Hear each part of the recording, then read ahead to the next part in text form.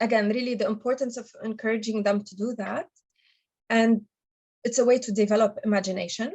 It's a way to teach them problem-solving skills, because that's how they start to face certain obstacles, and they want to figure out ways to deal with these obstacles. And when they're just playing, they do it naturally, even in a social setting. So even a free play has to do with interacting with others and how to problem solve certain interactions with others, especially when we let the children lead the play.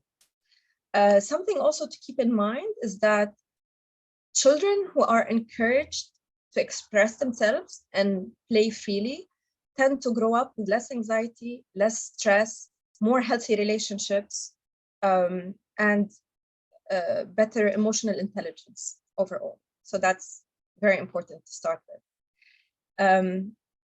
Jessica, I want to go back to the point that I started with, and again, being playful as adults is very important. And if we as caregivers are not playful, it's going to be very hard for us to kind of allow that to the children.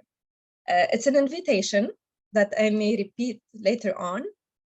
And a big part of being playful sometimes is just really being present with the children and allow them to take us to their world. And now I think I will talk a little bit about how can we do that. And to start with, usually we talk about safe space. And what is a safe space? We talk about the safe space from a physical perspective and from an emotional perspective. So because as parents or caregivers, very often we worry about kids, like they not to hurt themselves or hurt each others or fall accidentally.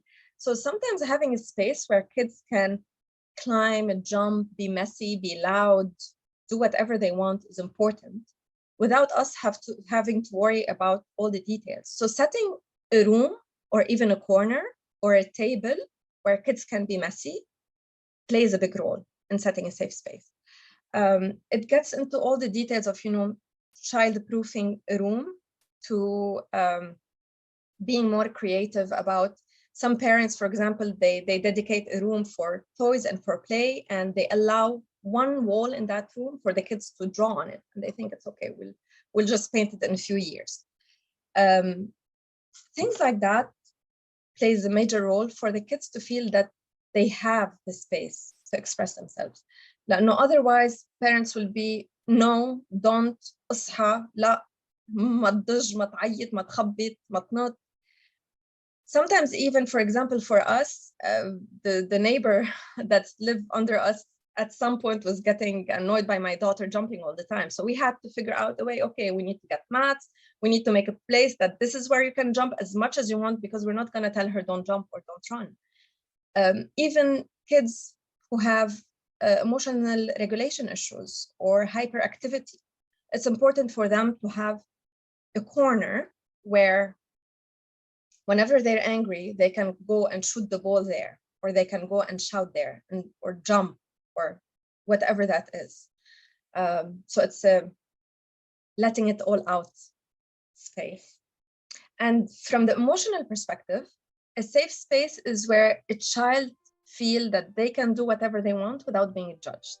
We're going to talk a little bit more about that when we talk about how to encourage children to express their feelings.